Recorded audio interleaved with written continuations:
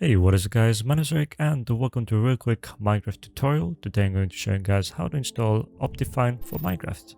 All you need to do is go down in the description and follow the link for the Optifine download page. Download the latest version or for the version of Minecraft that you are running. Simply press on download. It will open up an add focus page. From the top right you can skip ahead and press download once again.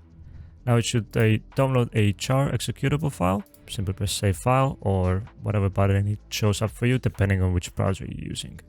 Then open up the executable. It might come up with this sort of a page here. Simply press on OK and press on install. And once it's installed, it should come up with this successfully installed pop-up.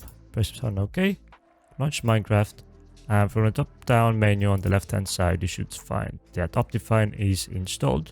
If it doesn't come up here, simply press on installations, new installation. On the version, try to find the Optifine version that you just installed.